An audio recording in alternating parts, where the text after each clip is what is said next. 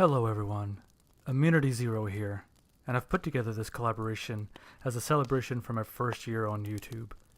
In this video, you'll hear some wonderful stories from other narrators, as well as some writers. All of their channels will be linked in the description. Feel free to visit all of them and subscribe. I'd like to give a huge thanks to SCRM Radio. And now, on to the stories.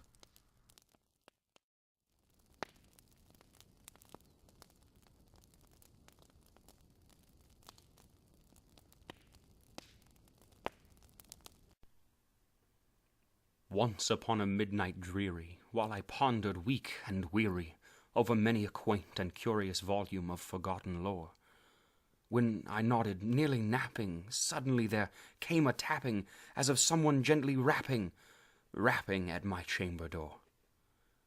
"'Tis some visitor," I muttered, tapping at my chamber door. Only this, and nothing more.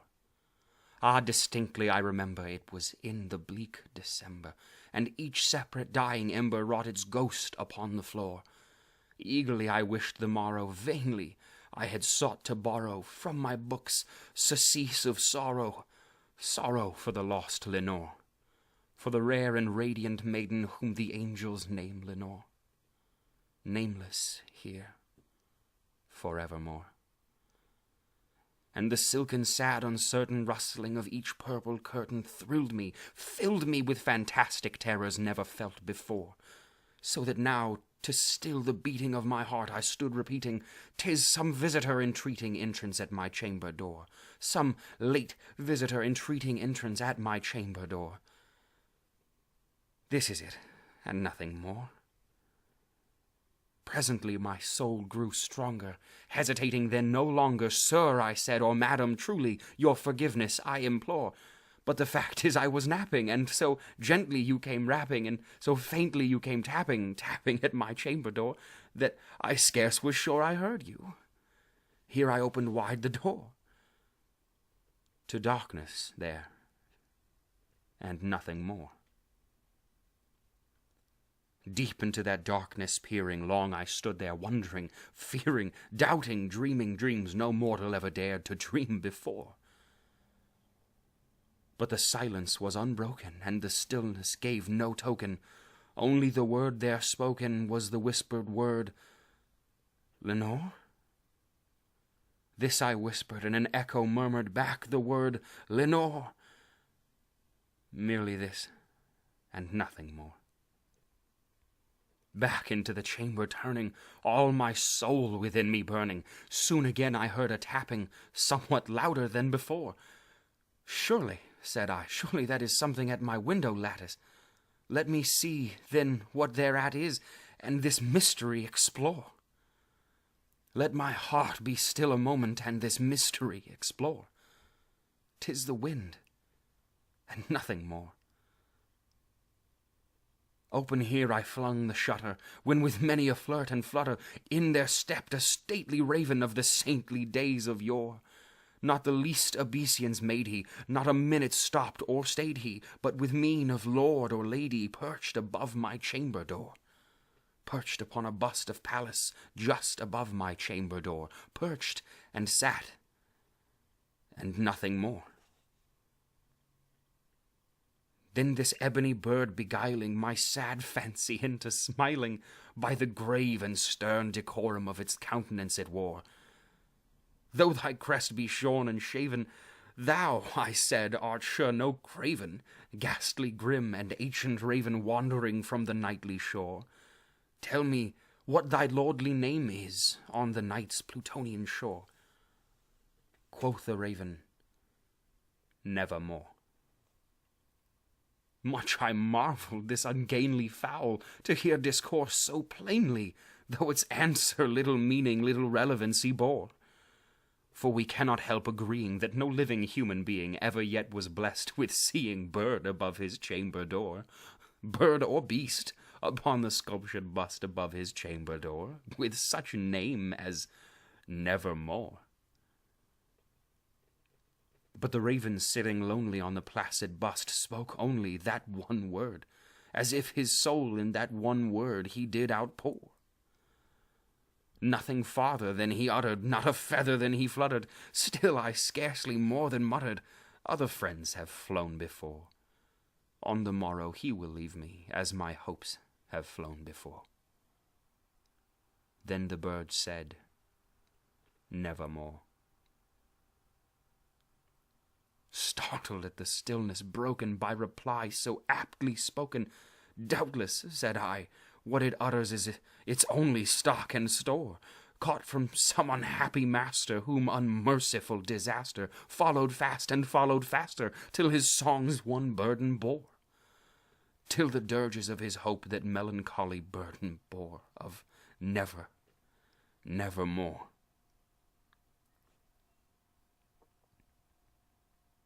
But the raven still beguiling all my fancy into smiling, straight I wheeled a cushioned seat in front of bird and bust and door.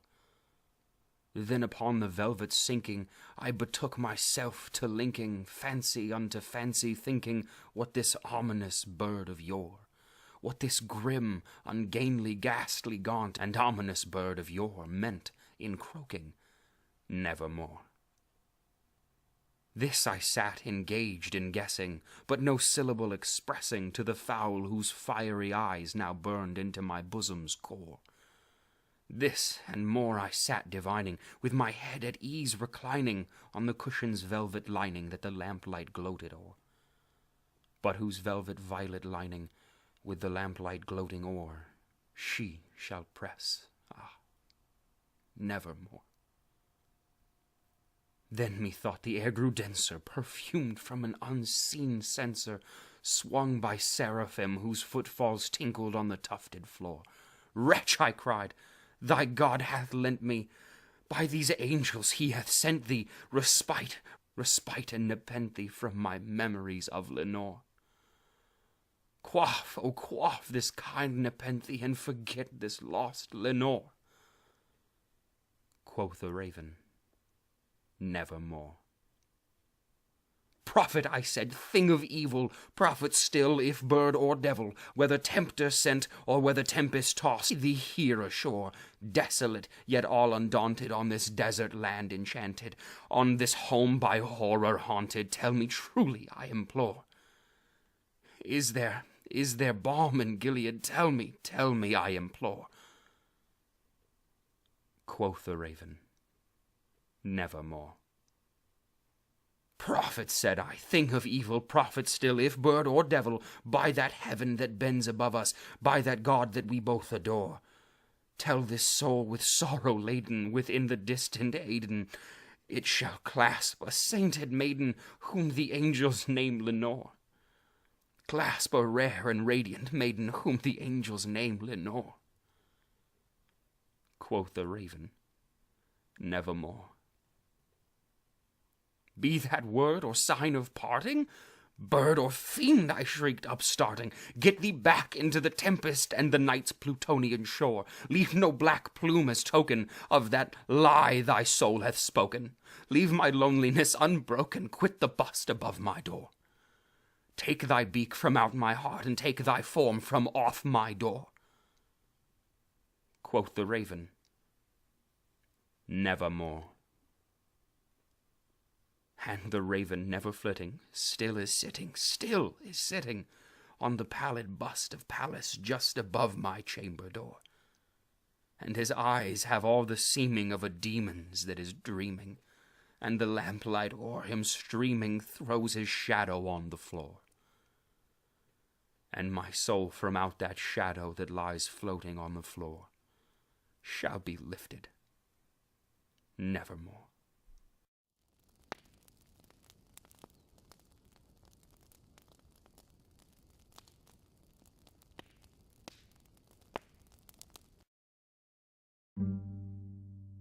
There was a hunter in the woods who, after a long day hunting, was in the middle of an immense forest. It was getting dark, and having lost his bearings, he decided to head in one direction until he was clear of the increasingly oppressive foliage. After what seemed like hours, he came across a cabin in a small clearing. Realizing how dark it had grown, he decided to see if he could stay there for the night. He approached and found the door ajar. Nobody was inside. The hunter flopped down on the single bed, deciding to explain himself to the owner in the morning. As he looked around, he was surprised to see the walls adorned by many portraits, all painted in incredible detail. Without exception, they appeared to be staring down at him, their features twisted into looks of hatred. Staring back, he grew increasingly uncomfortable. Making a concerted effort to ignore the many hateful faces, he turned to face the wall, and exhausted, he fell into a restless sleep. Face down in an unfamiliar bed, he turned blinking in unexpected sunlight. Looking up, he discovered that the cabin had no portraits, only windows.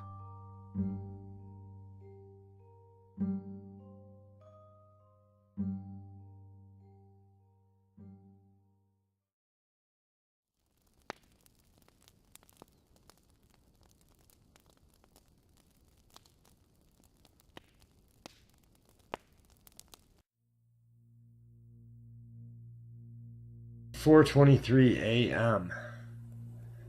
I didn't imagine it. I'm not fucking insane. My vision may have been distorted as a result of my excessive alcohol consumption, but I know what I saw, and I know that it is real. I've been sitting in a bathtub full of cold water for the past hour to try to shake the feeling of being covered in blood. Her blood. 5 hours earlier, it must have been about 11 p.m. when I stumbled through my front door. Perhaps stumbled is an understatement, as I quite literally collapsed from how mentally exhausted I was, and all I wanted to do was sleep. It had been exactly 6 months since Hannah went missing, and despite my efforts of distracting myself, I knew it would take more than several vodka shots and that burning sensation that it left in my throat to stop me from thinking about her.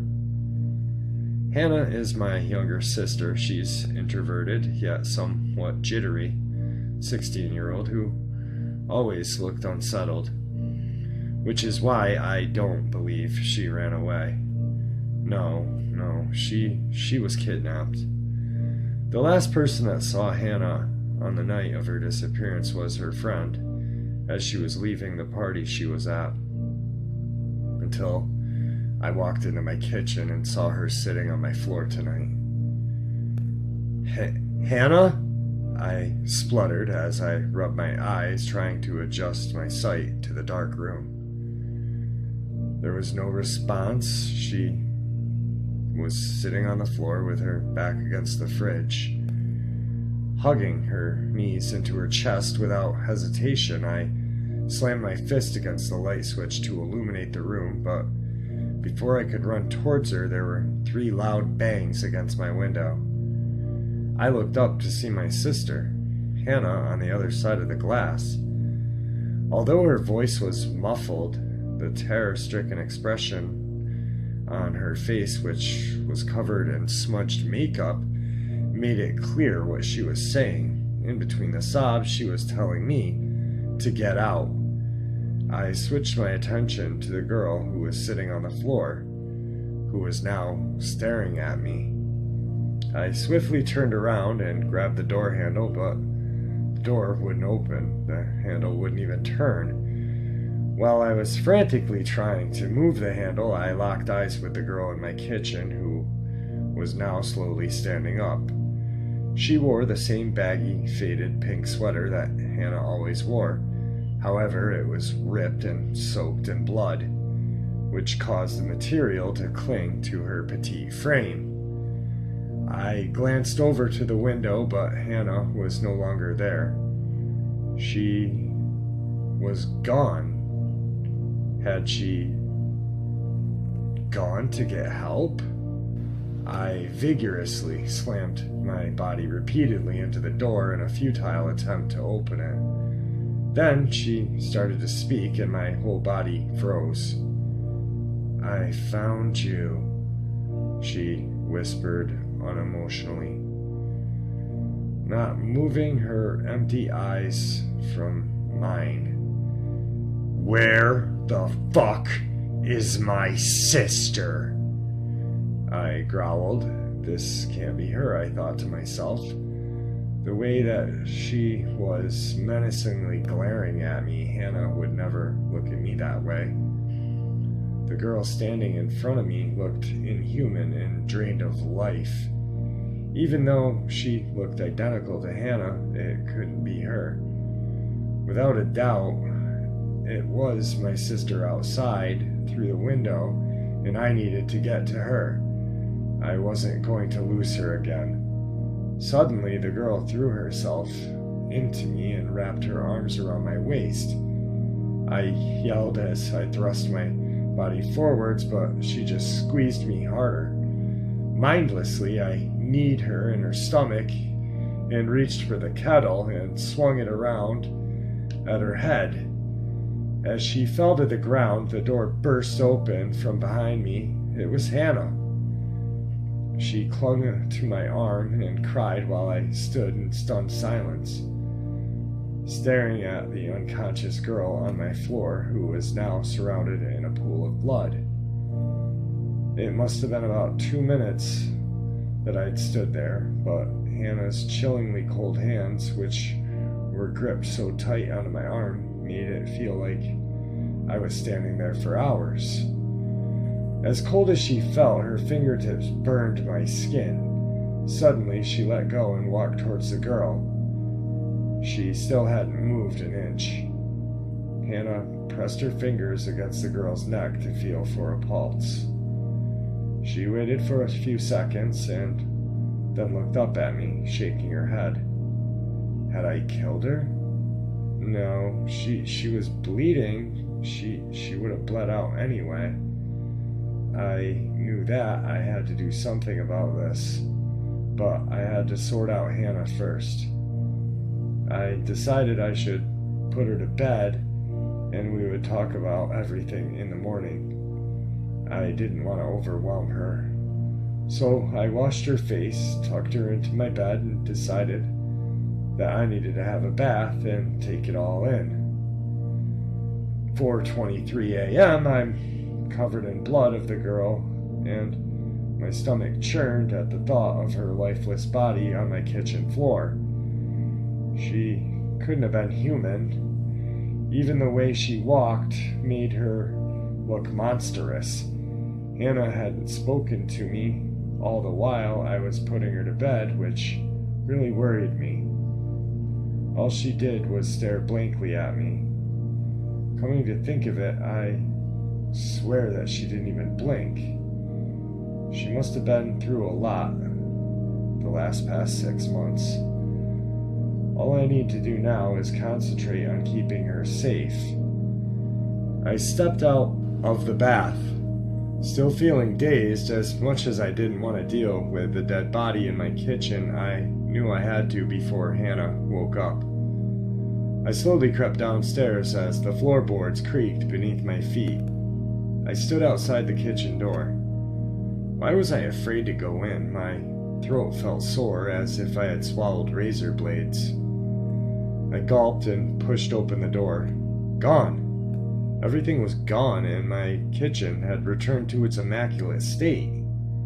The body, the blood, it was gone. I stepped backwards and screamed as I nearly tripped over Hannah. I sprinted up the staircase to my bedroom where Hannah was sleeping. I pushed open my bedroom door and collapsed to my knees. My head started spinning, and all I could see was nothing but an ocean of crimson. Blood stained my carpet and had been sprayed up my walls. The dead girl from downstairs had been cut up. Parts of her body were spread all around the room, including the head, which had been decapitated. Above her sat a girl with long black hair, blacked out eyes, and ghostly pale skin.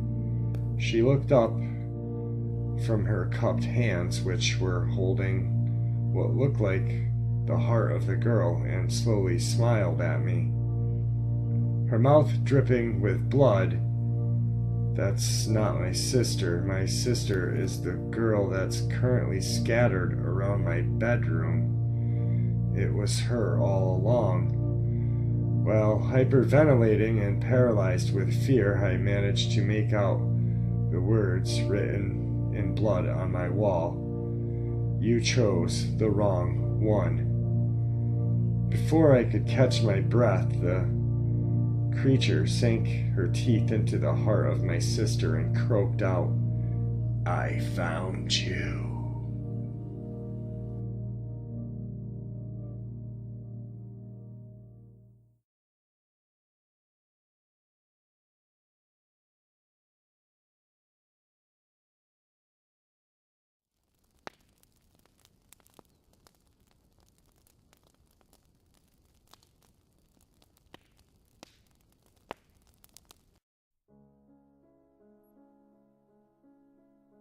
I'm a serial killer. There, that's out of the way. I might as well call a spade, right? Killing has never been a sexual thing for me. I know it is for most of us, but I just love the power over life and death that it gives me. As a matter of fact, that's why I became a surgeon. Not because I want to do something generic like help people. Oh God, no. It's just that when I'm holding somebody's heart in my hands, I'm God to them. I guess you could say that makes this medical choice of a profession a twofold. I have the ultimate control over these people. But I've also been to medical school, so I know exactly how to perform the sort of operations on my, let's call them patients, that I crave. See, as a doctor, I have access to some pretty amazing sedative drugs. Let me digress for a moment. A rag of chloroform over somebody's face is a myth. No, that would never knock them out. A shot to the neck of propofol, however, and the next thing anyone knows, they're strapped to the, what do we want to call it? Operating table in my cellar. That's why I'm writing this. The thing is, I've gotten bored of drugging these people, bringing them into my wood dungeon. No, operating table works better. I've gotten bored of bringing them to my operating table and performing my experiments on them. Stitching a few together, replacing fingers with toes and toes with fingers. It's all grown so routine to me. It's not fun anymore. But now I have this idea, There's this unconscious guy strapped to my table right now. With him, I think I'll keep him alive for quite a long time. Chained away from everybody else, of course. I'm nothing if not creative. I'm getting ahead of myself. I keep calling this person a he. Well, I'm a very, very, very skilled surgeon.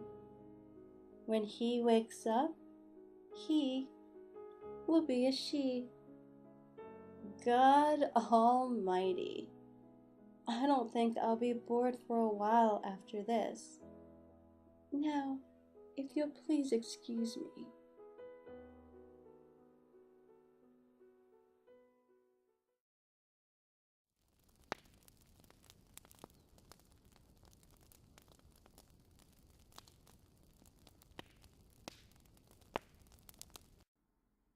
What Magic? By MadMightyWhitey. Lucian was a comedian, on top of his game. Comics see the absurdity of life and put a spotlight on it. Lucian was one of the best, but suffered from depression, self-destructive behavior, and anger. Yet had an uncanny ability to size up a situation into quarters and blow them out of proportion to execute comic genius. Lucian was a lonely man despite his friends and fame. A dysfunctional family was another of his stereotypical historical features. Some people never recover from these types of beginnings, and some thrive despite them. Lucian could never figure out how to feel loved. It wasn't that people didn't, but that he couldn't feel it. He was consumed by the still small voices, insecurities bouncing around in his head. Today was the day.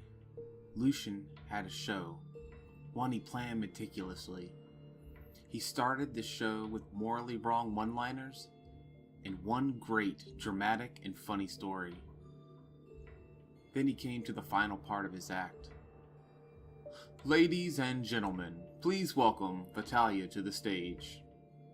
A woman walks on stage in a mystic flowing robe, looking like a gypsy Halloween special. With her, she pulled on stage a large wooden box, human-sized, that laid long ways. Very coffin-like. I know you didn't come here for a magic show, but I don't really give a fuck, Lucian said with a smile. It was out of the norm for his shows to use props, but he was a performer, so people giggled and continued watching. Vitalia then pulled a cart onto the stage with a box full of tools and other objects in it. Out of the box, Lucian pulled 3 black candles and handed them to Vitalia. She made sure to bend at the waist and show her leg through the flowing dress as she placed them at even intervals along the semicircle that was created by the front of the stage, getting hoots from some of the males and rolled eyes from the females in the audience. He then spouted off some really bad attempt at Latin and a monk-like chant as Vitalia lit each candle. A black mat was laid on the ground with a pentagram embroidered on it. The human-sized box was positioned over the symbols, and Vitalia climbed in and laid down. Lucian strapped Vitalia down inside the box, though no one could see her at this point. You ready, honey? As he gives a half smirk. She replies with a playful laugh and a nod. There were chains attached to each corner of the box, and with a flick of his wrist, the chains pulled tight, causing the walls of the box to fall away. As the walls fell, the table Vitalia rested on was lifted into the air. She seemed to float in mid-air at chest level. Lucian continues his chant in English this time, but keeping the same cadence. We offer this soul to the unseen. Please open my eyes to worlds beyond understanding. Give me the gift that unbinds souls. I beg of you, hear me, and know I am true. At this point, people started to leave. As they get to the doors, someone screams, "The doors are locked!" And a panic rushes the crowd. This whole time, Lucian never stops chanting. Why is the door locked? Vitalia screams. She knew now that she had made a bad choice, but a famous person asked her to be on stage, and she was overjoyed to get this opportunity. As he finished his prayer to the unseen, she knew she was in trouble. I call you through this sacrifice. Come be part of our world. And Lucian plunges the knife upward into the back of her ribs, twists, and rips it out. The table she was on had been designed with an opening right where the heart would be. Blood spills onto the mat, bearing the emblems, and Lucian falls to his knees under the waterfall, drinking and bathing in it, still chanting and laughing. Someone rushes the stage, screaming for Lucian to stop. With a grin, he pulls a handgun from the back of his waistline and fires into the crowd. He catches the charging man's eye and screams, These sacrifices are for you! The bullet lands dead between his eyes, spraying the crowd with blood and furthering the panic. People start falling at random from his crazed gunfire. all while blood is pouring onto his head. He continues his chanting. I am here before you, calling you to empower me. I wish to be more than a man. I wish to know the unknowable. Show me the secrets, and I will sacrifice all. Lucian then steps towards the back of the stage and releases the cables holding the dead woman afloat. She comes crashing down onto the crowd as they rush the stage, knocking many of them over. Then the director screams, Cut!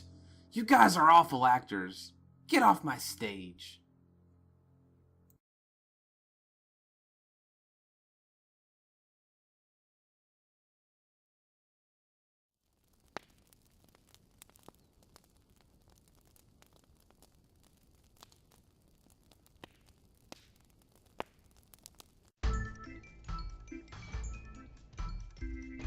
A Dozen Things to Remember at the Carnival by Lucky Number. Welcome to the carnival! Just a few things I'd like to go over with you all before you get started enjoying the attractions. When in the maze of mirrors, remember, they can't get out of the mirror as long as you are watching them. Our haunted house is currently malfunctioning. We apologize. If you're invited in by a smiling man in a top hat, don't enter. When using the restrooms after dark, you must use the buddy system. If you should lose your buddy, we insist you take a new one. Enjoy the Ferris wheel. It's the tallest one in the state. But when your car is at the top of the wheel, only look down or close your eyes. Several months ago, a pair of occupants reportedly looked out over the fence that borders the park and didn't like what they saw. They jumped. Madame Maliakna is a new attraction here. She'll read your palm if you're nice. But if you, well, just to make sure you're nice to her. Make sure you visit our zombie shooting gallery, where you can win various prizes. Don't go crazy on the owl, though. We can't let inventory get too low, just in case. You'll notice multiple cans grouped together near all trash receptacles. Please be advised, the green can is for plastics, the brown is for general waste, the black is for glass, and the white cans should remain sealed at all times. The leprechaun who can guess your weight is a real hoot. However, if he asks your kids to join him in the photo tent, make sure and decline his invitation. The merry-go-round is an old classic. The children always love it. Just remember, they can't stay on the ride forever, no matter how attached they get. I know you all want the best seats for Mr. Mysterioso's magic act, but just a heads up, do not arrive more than 15 minutes before a show starts, unless you're volunteering for cleanup duty. Here at the carnival, we currently have no clowns on staff. With that in mind, we aren't responsible if some turn up in your family photos. Please take advantage of the bottled water for sale throughout the park. Our drinking fountains aren't advisable to use, as there's a small possibility that the water from the neighboring water park has been leaching through to our wells. Have a super duper day and bring your friends next time.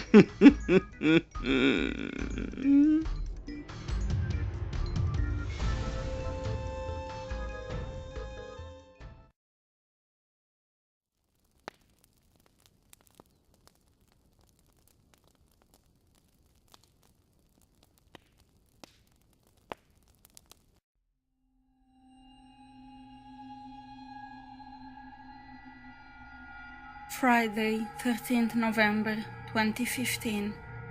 At 3:42 p.m. GMT, it happened.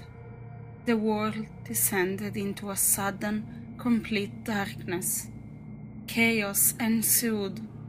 In our little office on the 10th floor, we huddled together in that ominous pitch black, awaiting the light. There was a television in our break room, and someone found the remote control. Using the memory of our fingers, we managed to change the channel to news. For a long time, there was just silence. Then, through the seemingly endless dark, came a voice. A newsreader bravely finding her desk and attempting to reassure her viewers, spoke to us in her soft, trembling voice.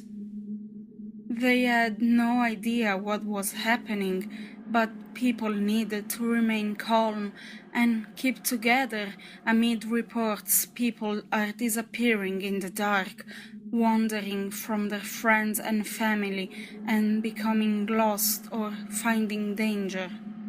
We spent the next 3 days in the office, finding our bearings in the dark and managing to eat and sleep in relative comfort, despite the feeling that we were frozen in some kind of alternate universe.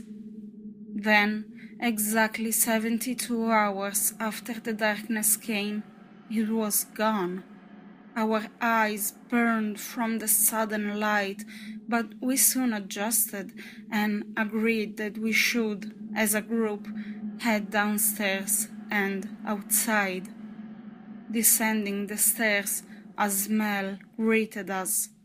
Retching, I knew immediately what it was and reluctantly turned the corner into the last turn of the stairwell, thinking perhaps someone had fallen down the stairwell and died from their injuries. I was wrong.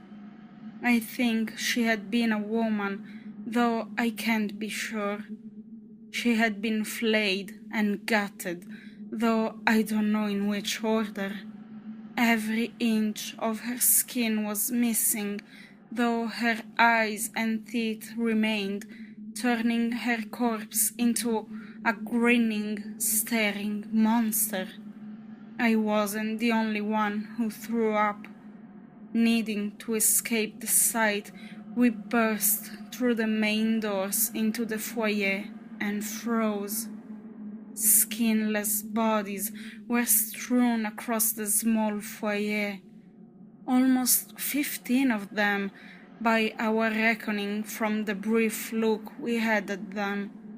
We didn't intend to stay for long, but found the foyer doors were locked and we couldn't break the glass.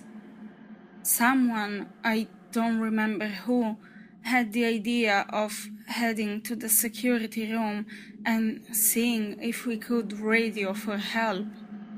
Picking our way past the bodies with churning stomachs, we found the security room open and the guard flayed inside. By mutual agreement, we heaved his body out and shut ourselves in.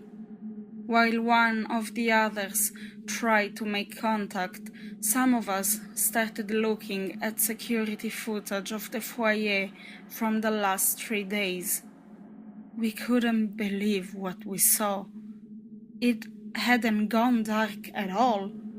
We had gone blind, and while we were blind, they had come.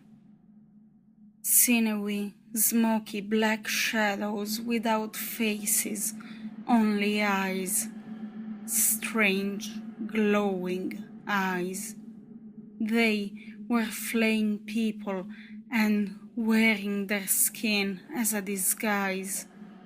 We tuned into the CCTV on our floor and watched in horror as they walked among us, but chose none. To this day, I don't know why. At one point, they were gathered together, watching us, but soon after, they departed and caused havoc in an office on the floor above instead. We were soon rescued, but in the following weeks, the world descended into lunacy. Everyone knew about the flaying, about the imposters, but no one knew who was real and who wasn't until it was too late. Without trust, humans cannot survive side by side. I remained with 2 of my colleagues. Those I knew were not changed. We packed camping gear and decided to make our way to the wooded area outside of town to keep away from society as it became more and more volatile. We had it all worked out and we had high hopes for the recovery of humanity. Then we woke up one morning and we were blind again. 3 days later, the light came back, and I was with both of my friends and one body. I don't know which it is, but I'm sure it won't be long until we find out.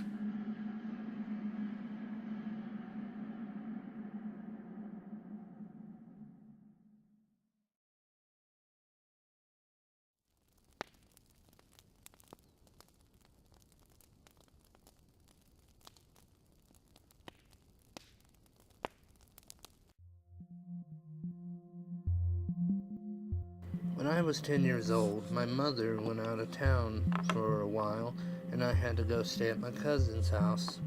My cousin lived in a small house that only had 1 bedroom, so he had to share it with his parents sometimes. So when I got there, his parents asked me if it was alright if I slept on the couch, and I said yes, that was fine. So that night, when we got ready to go to bed, I lay there for a little bit, trying to get tired, and my eyes were well adjusted to the dark at this point, and that's when I heard a noise coming from the kitchen area. As I sat up to see what it was, I saw something, what appeared to be a dark entity with glowing red eyes and what appeared to be claws coming out of its hands. As it looked at me for a little bit in a sick, twisted staring contest, it started to climb up the wall and towards the ceiling and headed to me.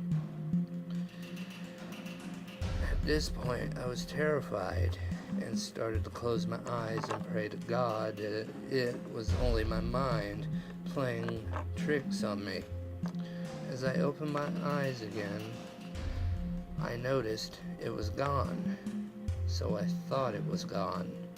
So I realized it was on the wall next to me. It looked at me once more. It had only said these few words to me in a voice that I still can't fathom to this day. It said, "I will always be watching." And then it just vanished right before my eyes. That next morning, I told my cousin what I had saw, and I told his parents as well. They didn't believe me. So, till that night, I still don't know what I had saw. But I had done some research on shadow people, but nothing came close to what I had seen that night. And nothing I will ever forget. Till that day, I still feel as that thing lived up to its promise and is watching me.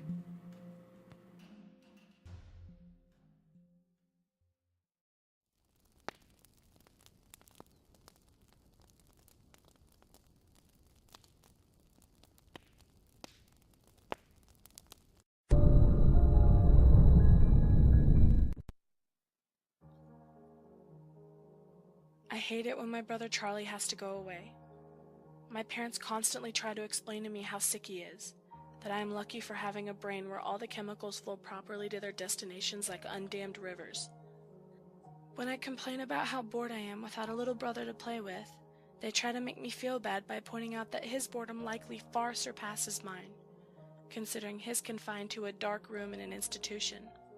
I always beg for them to give him one last chance. Of course, they did at first. Charlie has been back home several times, each shorter in duration than the last. Every time, without fail, it all starts again. The neighborhood cats with gouged out eyes start showing up in his toy chest. My dad's razor is found dropped on the baby slide in the park across the street. Mom's vitamins replaced by bits of dishwasher tablets. My parents are hesitant now, using last chances sparingly. They say his disorder makes him charming, makes it easy for him to fake normalcy and to trick the doctors who care for him into thinking he is ready for rehabilitation. That I will just have to put up with my boredom if it means staying safe from him. I hate it when Charlie has to go away. It makes me have to pretend to be good until he gets back.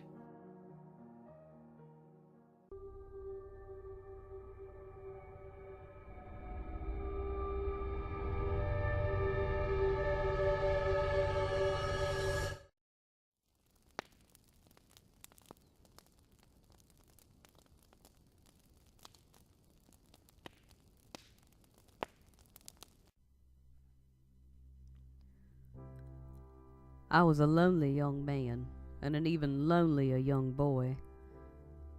At about the age of 8, my mother passed away, and I never knew my pop. It was one of those going out for a pack of smokes deals when my mom was about 8 months pregnant, and he never came back. Needless to say, my life was shitty, to say the least. I managed to start finding work after I got out of foster care once I was older, and I started renting my first place. Then one day, my whole life changed with a knock at my front door. There was a man standing on my front porch. He told me he was my mother's brother. My mother never mentioned to me anything about having a brother. But this guy, he looked just like me, but maybe about 40 years older. He knew things. He knew things about my mother. He knew things about my childhood. And I asked, well, why hadn't he found me sooner? He claimed he had been in jail in Nevada, and that's probably why my mom never talked about him. Then he told me that Jesus had brought him to me. At that point, I just smiled. I think he noticed that I was uncomfortable and he changed the subject. He started talking about a memory of my mother to kind of lighten the mood.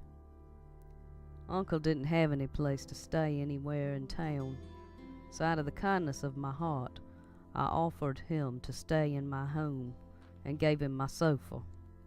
I would go for walks sometimes late at night, and this would make Uncle suspicious. He would begin to question me, and when I would answer him, he would smile, and I would try to explain. He would just interrupt me. Boy, you can't bullshit a bullshitter. and then he would just kind of laugh at me. I went out one night as usual, and it had been a few weeks. It was dark, and the crickets were chirping. Part of me had kind of hoped I would be alone in the park. But then I saw her. A petite young woman jogging with earbuds in. And as she passed me, she had a look of disgust. After she passed, I could hear her laughing. Why do they always have to do that? I turned around, and I sprinted for her, dragging her to a nearby playground. She was flailing around, and she almost got away. And then I heard a voice. "Take this, you dumbass." It was Uncle. He had a baseball bat. And then I silenced the woman's laughter for good. And Uncle helped me drag her to a nearby lake and toss her in. "Look, boy, you need to start getting you some skills. You can't just run around killing and being messy. I've been meaning to tell you that you need to also be getting you some life for those 2 girls down in that damn basement." At this point, I felt faint. "You didn't think I knew about them 2, did you? They stink, boy." After that night, we were like a team. We hunted together like a couple of old wolves, stalking and killing and disposing of our sins. After quite a few beers one night, Uncle once again told me that Jesus and the angels had sent him to me. So just to humor him, I played along. "Oh yeah?" He said that a few months after he had gotten out of jail in Nevada for murder, what a shock, he was out walking and exploring in the desert one day, and he got lost. He thought he was going to die, but he found a cave. So he went in and explored, and he went in and explored a little further, and then it forked off into 2 different directions. So he took the direction to the left, and when he did, his whole body began to vibrate and shake, and there was a bright light. Then he was just there. I gave him a confused look when he explained this to me. Well, I guess he told me a little more than he should have, because the next morning, Uncle woke me up and told me that he was going to have to go back to Nevada and find that cave. He told me not to be afraid and not to hunt anymore for a while. He said that I have about a year before the police are going to come looking for me. So in the meantime, I need to start working on getting me a passport and going further down south, preferably to South America, and to lay low. Then he mumbled something about not going to prison again, and he just left. My life is going to be such a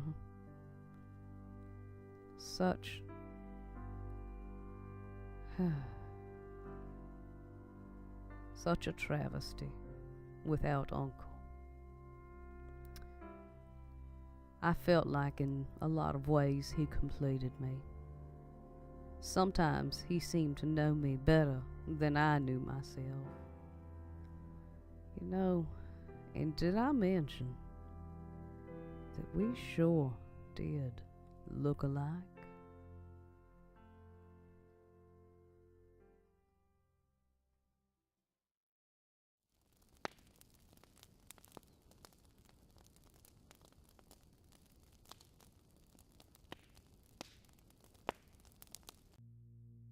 Look around you as the world around you becomes more like the futures depicted long ago. Flying cars, spaceships, and everything else seems much more realistic to occur in our lifetime. However, the area of most growth is virtual reality, and the increasing difficulty separating the real from the simulated. As the world becomes more populated and there are fewer frontiers to explore, people will begin focusing more on escapism. People are born with the drive to succeed. Without goals, people will struggle to find new challenges. However, people won't believe they accomplished anything unless the experience feels real. People will escape from reality by creating an identical virtual reality.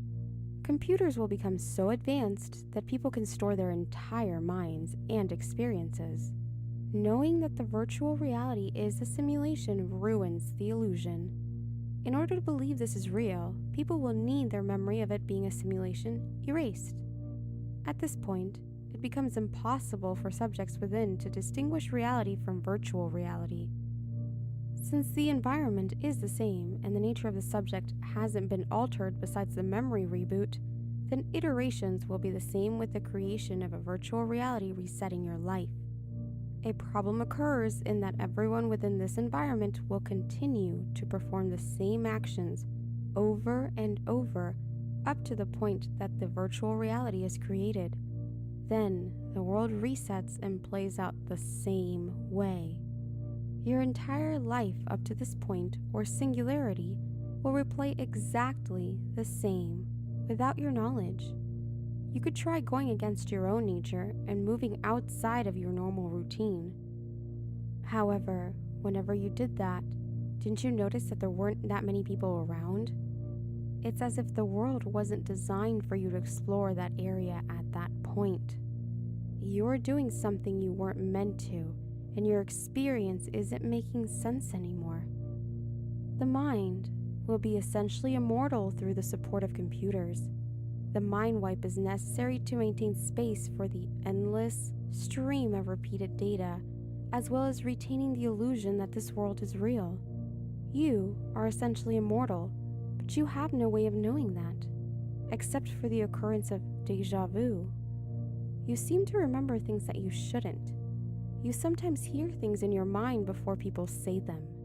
You remember events that haven't happened yet. Your mind works like a hard drive. You can delete files to make space, but traces of it can still be recovered because all deleting does is allow stored data to be overwritten. Déjà vu is basically your deleted memories coming back. It's a sign that your mind can't take anymore. Your sanity is being stripped away and your thought processes are becoming less and less coherent. Eventually, your brain will rot and evolve into nightmarish delusions. You will begin to lose your concept of reality as the simulation will no longer seem real. There is nothing you can do but break the cycle so you can still hold on to some humanity. You can try to kill yourself, but you may just find yourself exiting the simulation and waking up in another simulation that you believe is reality. On the other hand, you may find yourself back in reality. You've escaped and can see the world for what it truly is with some shred of sanity. However, before you do such a rash act, ask yourself, what was so awful that your only means of escape was entering a virtual reality and forcing yourself to forget whatever horror drove you into this mad cycle in the first place?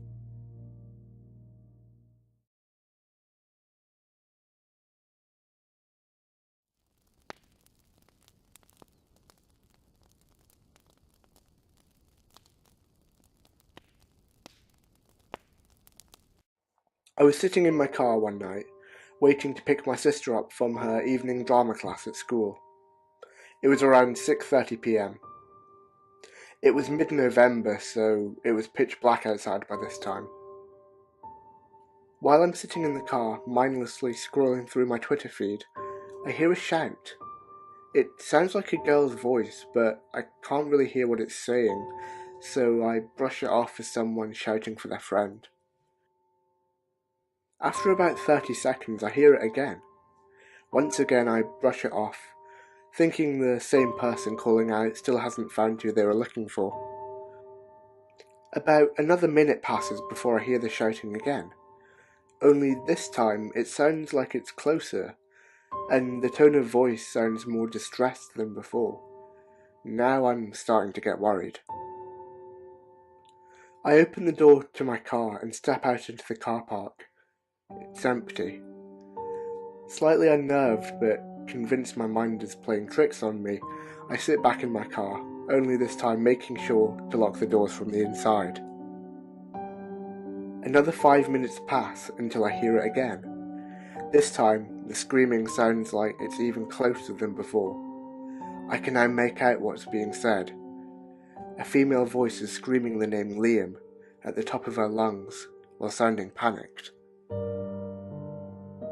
At this point, I'm too scared to get out again and check, so I decided to stay where I was until my sister comes out to the car. After that last time, I didn't hear the voice again, and it was only a few minutes before my sister appeared.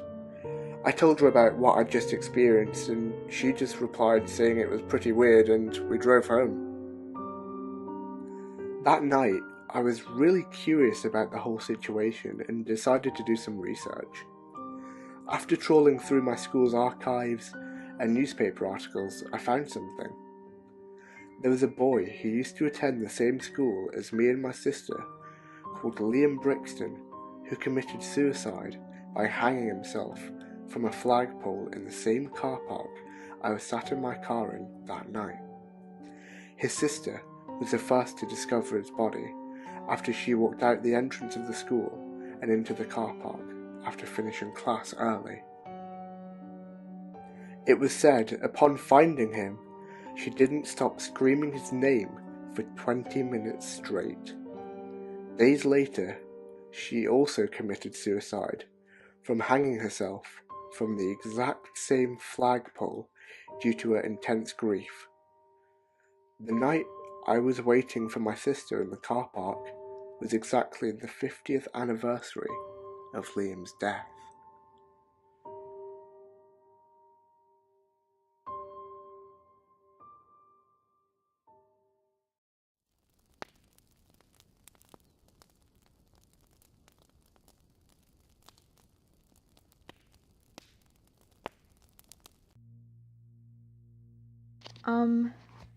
I have no idea how to start. I'm afraid, and I pretty much don't know what to do. That's kind of why I decided to post this here. I know at least you'll believe me, and maybe there's a chance, be it the slightest in the world, that you might be able to help. Okay, so I own an Amstaff. I know that's a very controversial breed, looked down as being a vicious dog, or looked up as being fearless comrades. The point of this post is by far talking about dog breeds. I'll say on the matter that a dog is the mirror of its owner. Love and kindness in the owner, love and kindness in the dog. Aggression and hate in the owner, aggression and hate in the dog. I love my dog with all of my being. Those of you who were or are dog owners would totally understand this statement.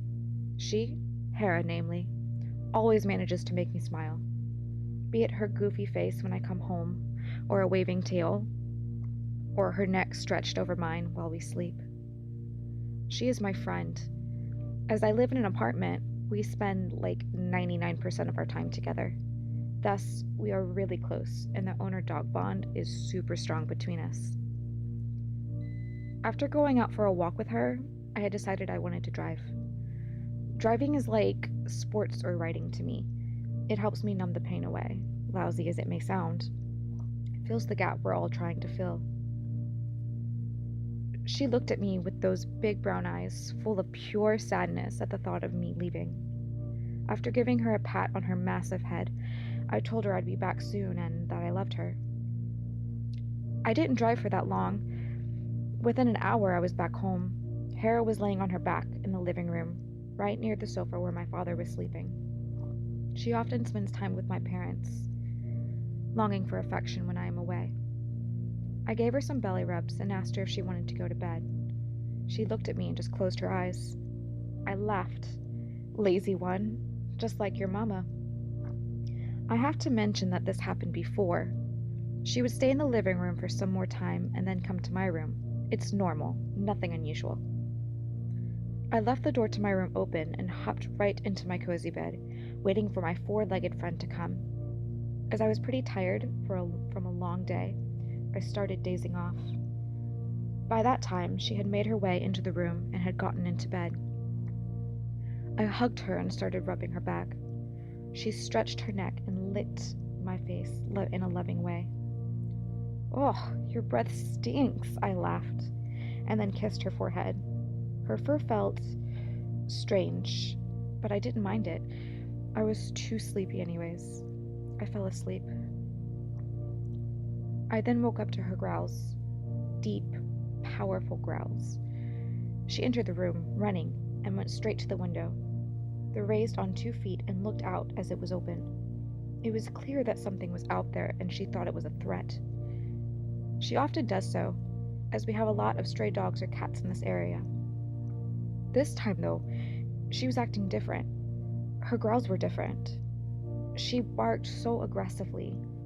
Again, for the dog people around here, you do know that dogs bark differently according to the situation. Well, it was the first time in 5 years of ownership when I heard her barking like that. Whatever she was barking and growling at was different than some mere stray dog. My dad then entered the room, half asleep. He told me Hera had slept in the living room up until this point. I looked at my phone to check the time. 2:48 in the morning. I went to bed at 2:43. 5 minutes. It felt like I was sleeping for hours. Then it hit me. If my dog slept in the living room, then what the fuck was with me in my bed? I got goosebumps, and a feeling of dread crossed my soul when I remembered that my window was closed when I got home. The thing that was in my room must have opened it in order to get out. Also, Hera must have sensed it rush into my room. Still, it is strange. How did it get inside in the first place? I'll never forget the stench of its breath, that's for certain.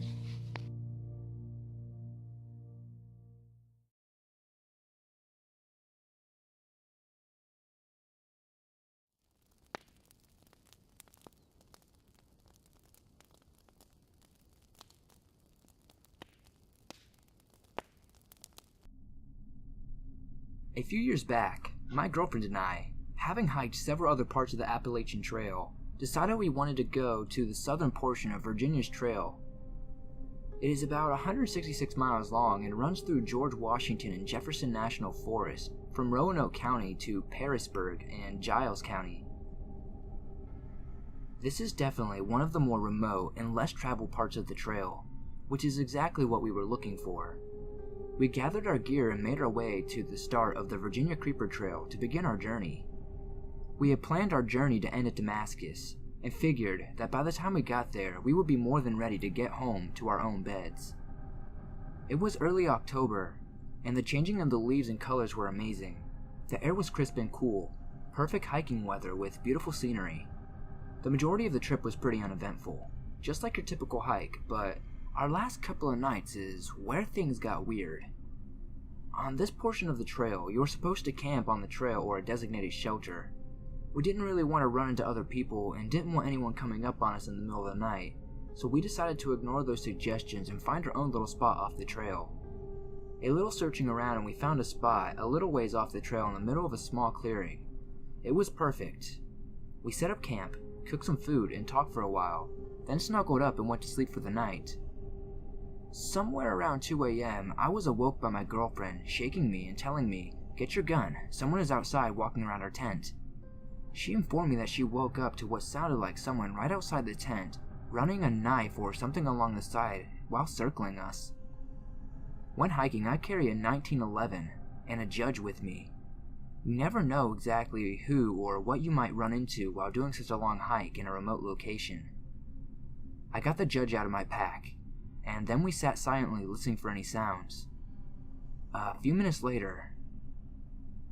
of nothing but the breeze blowing through the trees, and then I heard it. Snap, crunch, snap. Someone or something walking in the woods behind our tent. I got the flashlight and silently made my way out of the tent. Our fire had went out, so it was nearly pitch black, illuminated by the dim glow of the October moon. I told my girlfriend to stay put while I checked it out.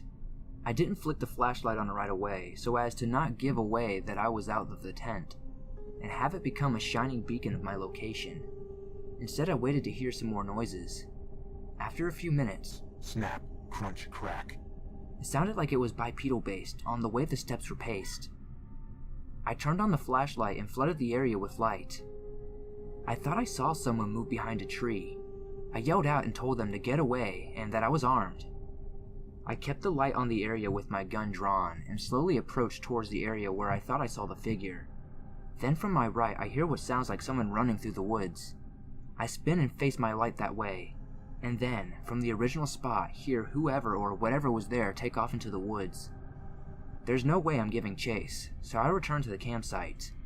I tell my girlfriend about what happened, and I end up sitting guard outside the tent in the darkness until daybreak. In the morning, I look around for a bit, and for signs or whatever it was, and I discovered a boot print in some soft moist dirt not far from our tent. It wasn't mine, and it wasn't my girl's. This freaked me out as that it confirms someone, perhaps more than one, was skulking around our tent in the dark. I kept it to myself because I didn't want to freak out my girl any more than she already was. At this point, we were pretty deep and still had 2 days left. That day we walked a little faster than normal and covered as much ground as possible. When it came time to set up camp, I found a spot near a cliff where we could place the tent in a small overhang and prevent anyone from coming up behind us. The whole day, up to this point, I had a feeling that we were being followed. I had no confirmation of this, as I hadn't seen or heard anyone else, but it was just a gut feeling. We set up camp and made some food, and then retreated to the tent. I gave my girl the 1911 and I kept the judge right next to me, and I assured her that if I slept at all, it would be with one eye open. After a while, she drifted off to sleep and I stayed awake, listening to the sounds of the woods at night. I was awake for a few hours, just waiting to see if anything was going to happen. At some point, I guess my exhaustion caught up with me, and I drifted off. I awoke sometime later to what sounded like someone going through our stuff outside the tent. I grabbed my gun and woke my girlfriend, shushing her to be quiet. From the faint glow of the fire, I could see someone's silhouette against the tent. There was really someone out there. I yelled out to them, something along the lines of, "We are armed, get the fuck out of here." They dropped what they were doing and bolted. I came out of the tent, gun drawn, and ready to shoot someone. Our stuff was strewn all about. They had rummaged through quite a bit of our stuff. I walked to the edge of the woods in the direction of whoever was out there had fled. There was a creek nearby, and I walked the edge. There was a small trail running alongside it. Down the creek I could see a light. It looked like a lantern, the way it flickered. There I saw 3 more emerge from the other side of the woods. I told my girlfriend to start packing up whatever we could, and that we were leaving now. We packed up everything of value, left the tent and a few other items, and headed back onto the trail.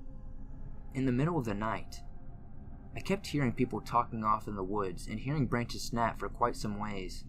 I kept looking behind us every few seconds to make sure nobody was coming up on us. It was completely nerve-wracking. If something happened, we were still a long ways from anywhere and quite literally on our own. Since we hadn't seen another hiker the entire time we had been out there, it really felt like we were in serious danger.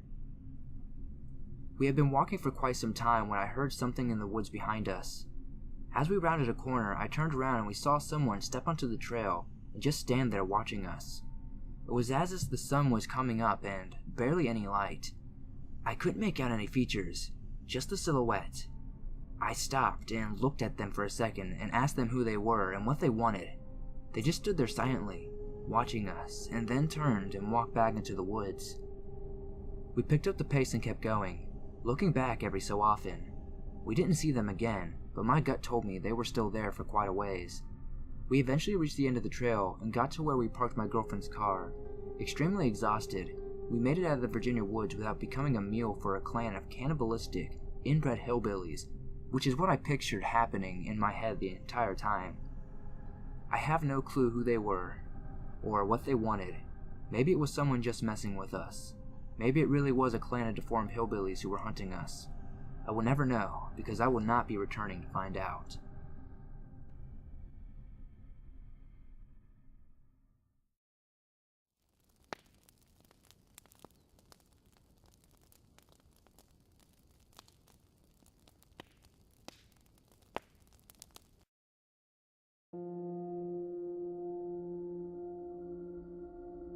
Did you know? Many ancient civilizations thought that women were literally divine, goddesses even, for the ability to grant life. I iterated this to my patient, Kaity, as the sedatives took hold. It killed her pain and ability to move, but kept her conscious for the procedure. Western medicine has dispelled most beliefs like that. But my wife, Mary, she thought it was true. I smiled fondly, remembering her as I cut into my patient's abdomen. She believed she was a goddess as she became pregnant with our child, I explained as I opened my patient. Kaity looked at me, confused, drugged, as I used my instruments to spread her stomach, exposing her uterus. We decided on a home birth. Unfortunately, she delivered prematurely, 2 months early. I continued. I opened my patient's uterus at this time. Despite all modern advances, my wife died. And my daughter, Julia, wasn't ready for this world. I reached over, grabbing the last thing I needed for the procedure. But you have a wonderful opportunity here. The chance to finish something miraculous. I take the final object and place it in my patient's womb. Kaity becomes more aware, more active as I finish the stitches. Soon, her incisions are closed. As the drugs continue to wear off, she becomes more alert and more panicked. Shh, I tell her. This is a good thing. She looks down in horror at her now swollen abdomen. Julia just needs a little more time. Women are goddesses, and goddesses grant life. In 2 months, you will see, I exclaimed. I smiled gently at Kaity as she started screaming. In time, she would see.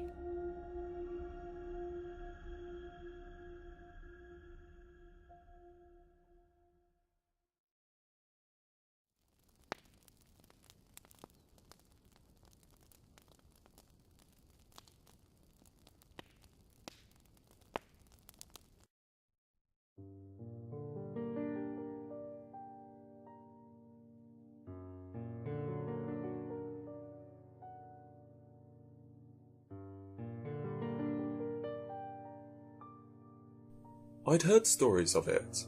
Retreat Road down in Cochrane, Alberta. They have a monastery there, robes and everything. But their real claim to fame is the massive statue of Christ being crucified in the woods. I'd been there a few times, walked up the path with all the smaller statues beside it. There was a baby and a group of people reaching out towards Jesus. All those things finally culminating in this 20-foot cross with Jesus hanging from it. What gets a lot of people though is that the Jesus is weeping on the cross. Nobody can seem to figure out why. Weeping is not the action of a Lord and Saviour. Never. Unthinkable. I've been a few times during the day. It's an interesting walk, even for the atheist like myself. It is still awe-inspiring. I happened to notice lights though, beneath all the statues. I asked around and they do light up the path at night. I asked if I could come back then, but they told me the path would be closed. Nobody would tell me why. Not one to follow the rules, I returned that night and made my way over the fence onto the path. As I walked along the winding route to the large statue, I passed the smaller statues. They seemed different. It was the angle the light hit them. The statue of the baby. Its eyes were all sunken in, and the shadow seemed to make its fingers end in claws. The statues of the people reaching towards Jesus. They looked dead, reaching towards Jesus with the shadows casting a look of horror on his face. Something about them really unsettled me, but it was on a deeper level than just what they depicted now. I reached the statue of Jesus and gazed up at his face. I stood there for what felt like hours, just wondering why he was weeping, what for, what cause.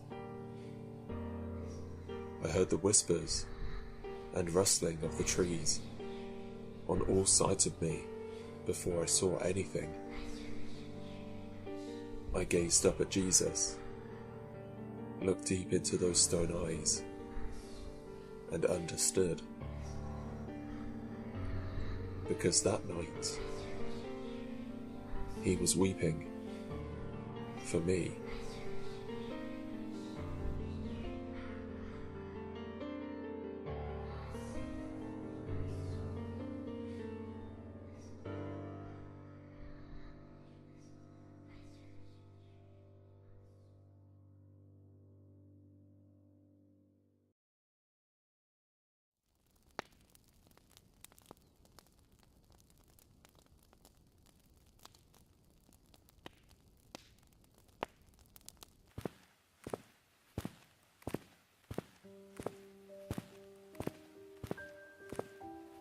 It has been said that the definition of insanity is doing the same thing over and over and expecting different results. I understand the sentiment behind the saying, but it's wrong. I entered this building on a bet. I was strapped for cash and didn't buy into the old legends of the hotel to begin with, so $50 was more than enough to get me to do it. It was simple. Just reach the top floor, the 45th floor, and shine my flashlight from a window. The hotel was old and broken, including the elevator, so that meant hiking up the stairs. So up the stairs I went. As I reached each platform, I noted the old brass plaques displaying the floor numbers. 15, 16, 17, 18. I felt a little tired as I crept higher, but so far, no ghosts, no cannibals, no demons. Piece of cake. I can't tell you how happy I was as I entered that final stretch of numbers. I joyfully counted them aloud at each platform. 40, 41, 42, 43, 44, 44. I stopped and looked back down the stairs. I must have miscounted, so I continued up. 44. One more flight. 44. And then down 10 flights. 44. 15 flights. 44. And so it's been for as long as I can recall. So, really, insanity isn't doing something repeatedly and expecting different results. It's knowing that the results will never, ever change. That each door leads to the same staircase, to the same goddamn number. It's realizing you no longer fall asleep. It's not knowing whether you've been running for days, or weeks, or years. It's when the sobbing slowly turns into laughter.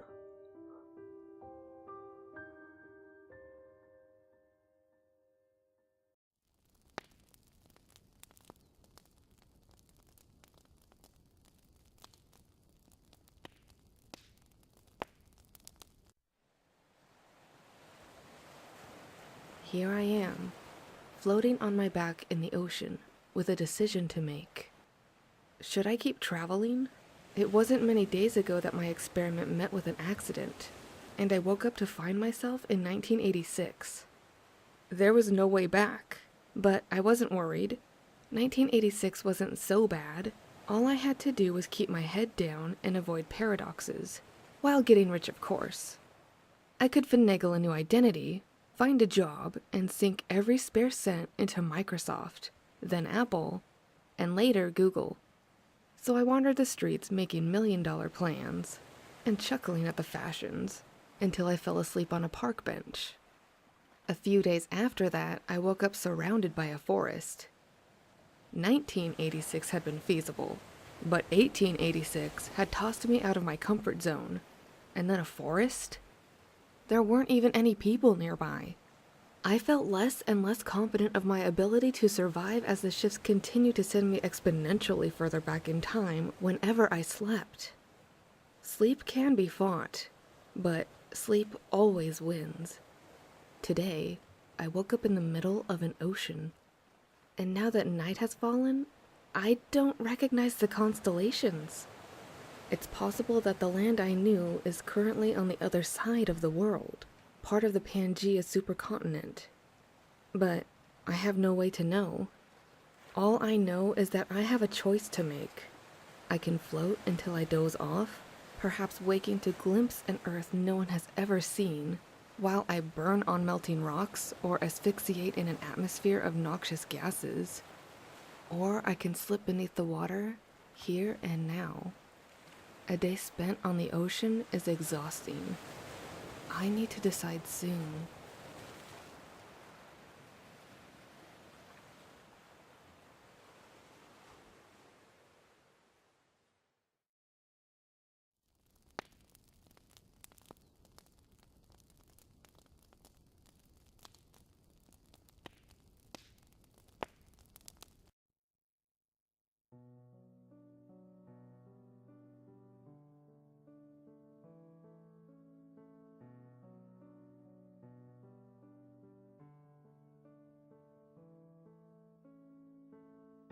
In Beijing, China, there were two high school students, a boy and a girl, who really liked each other.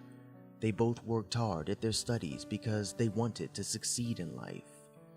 They would always help each other with their homework and spend so much time together that they eventually started having feelings for one another. Soon, they became boyfriend and girlfriend. When they graduated, the boy went to Nanjing University and the girl went to Beijing University. They kept in touch and maintained their relationship. They planned to get married when they finished college and have children together. But too much time spent apart can change a person's feelings, and in Beijing, girls are vulnerable to temptation. While the girl was living in Beijing, she met a lot of men. They were more successful, wealthier, wittier, and more handsome than her boyfriend. She decided to break up with her boyfriend and stay in Beijing. When she broke the news to her boyfriend that she was dumping him, he went out of his mind. He kept pestering the girl with phone calls until she stopped answering. Then, he traveled all the way to Beijing to see her, but the girl was very unsympathetic. She told him their relationship was over and she had found a new love. She told him to accept the breakup and go home. In a moment of anger and desperation, the boy took a knife and cut his wrists. "I would rather die before I lose you," he cried. He had some kind of crazy idea that this would prove to the girl how much he loved her and convince her to take him back. He was very much mistaken. The girl didn't even try to stop him. She didn't even bother to call an ambulance for him. She just stood there and watched as the blood drained from his body. He writhed on the ground in convulsions of pain and agony until his dying breath. He stared at the girl, hoping she would agree to take him back. When he was dead, she called the police and they came to take his body away. She didn't even bother to attend his funeral. Shortly afterwards, the girl discovered she was pregnant. 9 months later, she gave birth to a little boy. Before long, she was fed up with being a mother. Taking care of a child was just too much work, and it was affecting her social life. When men found out she had a child, they didn't want to date her. Eventually, she decided to give the little boy to her mother so that she could raise him instead. She didn't like her baby much, so it wasn't a difficult decision to make, and found her life was so much more fun without him. However, her mother insisted that she visit the boy 1 weekend per month. One night, the girl drove to her mother's house to visit her son. She only planned to stay there an hour or so, and then she would head back to Beijing to spend the rest of the evening with her new boyfriend. When she got to her mother's house, she saw the boy sitting in the front garden. She noticed there was something odd about him. When she looked closer, she suddenly realized that he was slicing his own wrists with a knife and sucking the blood. The girl freaked out. She ran over and told him to stop. The little boy stared at her intently. That look was familiar.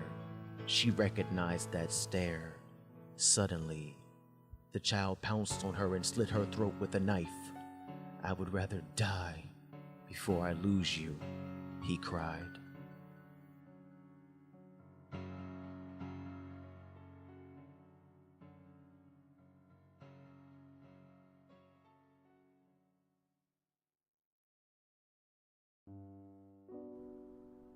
Immunity Zero here, and thank you so very kindly for watching. I'd like to thank everyone again for being a part of this anniversary celebration, and for everyone who has subscribed to me or has viewed any of the videos I've produced. I'd like to thank the authors and all the narrators who have worked with me, but there is always so much more in store. And remember, fear is waiting to embrace you.